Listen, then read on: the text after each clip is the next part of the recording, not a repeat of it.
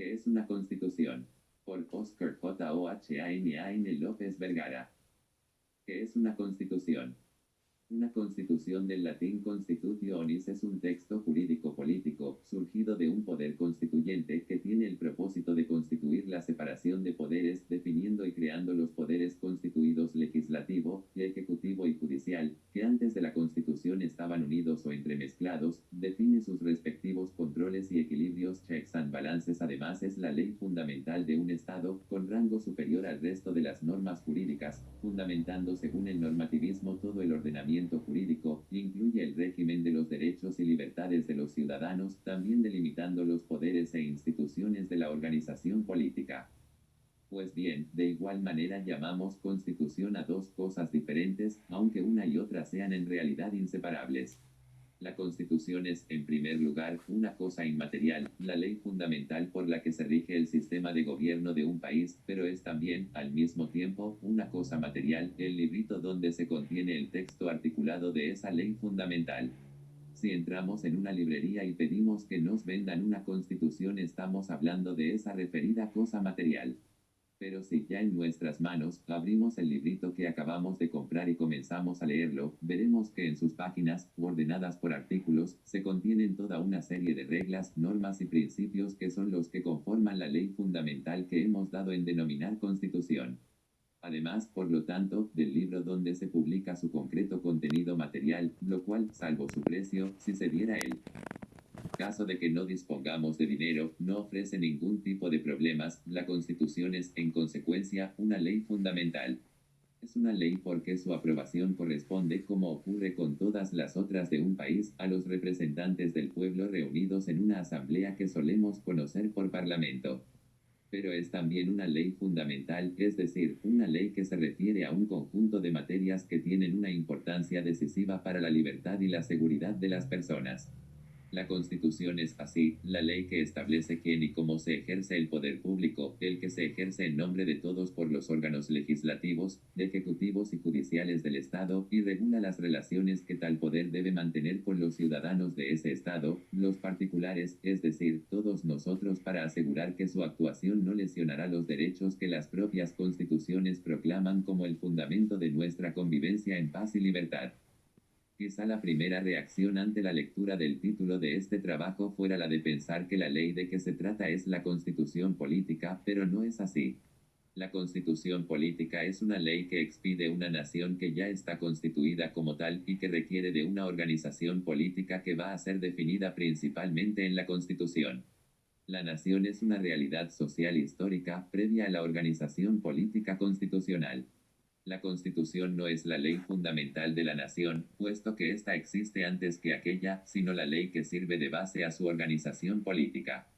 Las constituciones pueden cambiar, como cambiaron excesivamente en México durante los primeros 50 años de vida independiente, pero la nación perdura a través de los cambios políticos.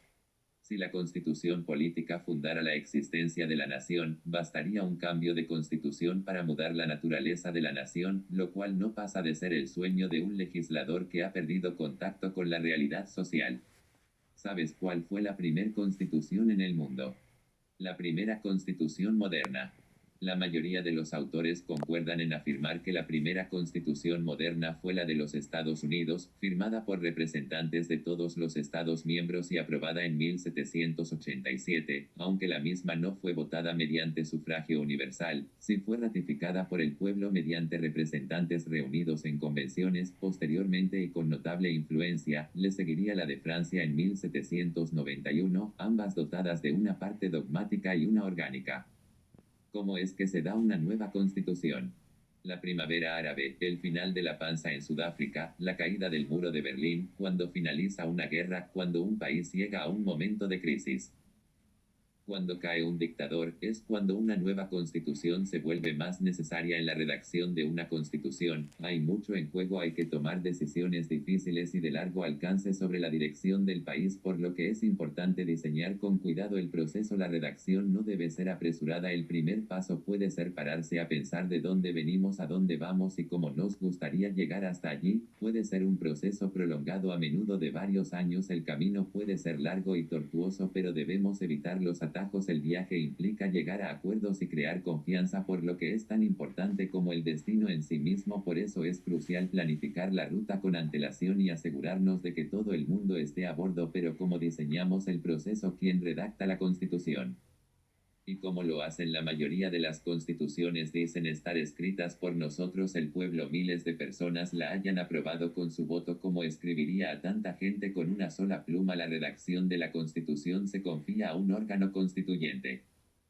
Este órgano puede adoptar diversas formas, puede ser un grupo grande o pequeño de personas elegidas o nombradas. La Constitución de Venir la redactó una conferencia nacional con casi 500 miembros. La de Kenia, un comité de 9 expertos. La Constitución española la redactó un comité parlamentario de 7 miembros. Y Túnez eligió más de 200 personas para una asamblea constituyente. Ese órgano hace el difícil trabajo de negociar y redactar la Constitución. Probablemente habrá desacuerdos y arduos debates.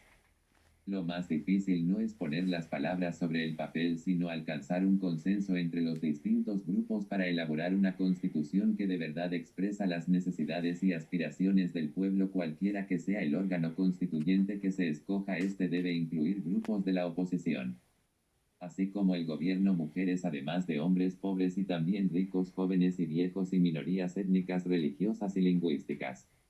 Están presentes todas estas voces en el órgano que redactó la Constitución. Este deberá consultarlas y tenerlas en cuenta. Nosotros, el pueblo, quiere decir todos nosotros. El órgano redactor debe involucrar en el debate nacional a todo el pueblo. En Kenia se dieron a conocer los voladores en los periódicos y en Internet. En Sudáfrica hubo más de 1000 consultas públicas en todo el país. Entonces se hicieron debates por televisión y se discutieron los temas en las redes sociales. El órgano redactor necesitará asistencia técnica y financiera del gobierno y de la sociedad civil, y a veces también de la comunidad internacional, pero siempre debe mantenerse independiente de todo interés ilícito o contrario a la democracia. Una vez terminado el borrador final, se aprobará la nueva Constitución en el nombre del pueblo, lo que suele hacerse a través de un referéndum o por el voto de una mayoría de representantes electos. Este es el gran momento simbólico en que la Constitución pasa a ser nuestra, pero aún no hemos llegado al final del camino. El proceso continúa después de aprobar el texto de la Constitución, porque para ser algo más que palabras sobre el papel, la nueva Constitución ha de aplicarse. Se deben crear las instituciones pertinentes, celebrarse elecciones, las leyes y políticas deben adaptarse a la Constitución en un cambio real en las vidas de las personas y el proceso legítimo que incluye que pueblo se siente autor de la Constitución. Esta será la defensora y protectora de la democracia durante las próximas generaciones. Sin embargo, el origen de la Constitución de la humanidad lo encontramos en la Grecia clásica, que tuvo como convención que la comunidad política se gobierna por ley. Aristóteles fue quien desarrolló el concepto de constitución. Para él existían 3 buenas formas de gobierno: la monarquía, gobierno de un solo hombre; aristocracia, gobierno de los mejores; y democracia, gobierno de muchos. Su degradación daría lugar respectivamente tiranía, oligarquía y democracia exagerada.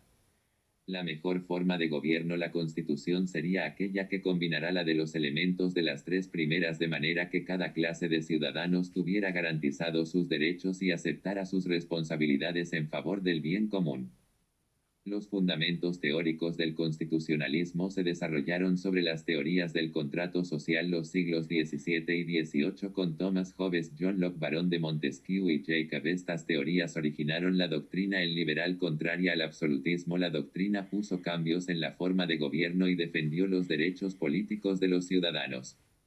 El contrato social: los individuos cedían parte de la libertad absoluta que caracteriza el estado de naturaleza para poder contar con la seguridad que proporciona un gobierno soberano. Para Jobs debería concentrarse en un solo individuo, mientras que Dussopt lo remite a la voluntad general. LUCF, que estableció la división de poderes del gobierno y fue quien mayor influencia tuvo en la Declaración de Independencia y la Constitución de los Estados Unidos de América, y la Declaración de los Derechos del Hombre y el Ciudadano en Francia, realizados a finales del siglo XVIII. La experiencia constitucional de Francia, Gran Bretaña y Estados Unidos fue decisiva para el desarrollo del pensamiento liberal del siglo XIX, durante el cual se promulgaron constituciones en la mayor parte de los países europeos y americanos. Gobernantes y gobernados van a ser regidos por un cierto grupo de normas. Nadie es inmune, nadie es más que las leyes van a estar al mandato de la ley y nadie por encima de ella. Cabe destacar que las constituciones del siglo XIX tendrían a ser breves y solo contener normas fundamentales desde la Primera Guerra Mundial. Sin embargo, fue más común incluir en el texto constitucional diversos principios referentes a temas sociales, económicos y políticos que anteriormente se remiten a las leyes ordinarias. Mas, sin embargo, los problemas constitucionales no son primariamente problemas del derecho sino de poder. La verdadera constitución de los países solo reside en los factores reales efectivos del poder que en ese país rigen, y las constituciones escritas no tienen valor y son duraderas más que cuando dan expresión fiel a los factores de poder imperante la realidad social. Si no olvidan esta conferencia y vuelven a ver si alguna vez en el tener que darse a sí mismos una constitución, espero que se abran ustedes ya cómo se hacen estas cosas y que no se limitarán a extender y firmar una hoja de papel dejando intactas las fuerzas reales que mandan en el país, así que en sus manos queda la información dada para que así puedan hacer un mejor país. Gracias.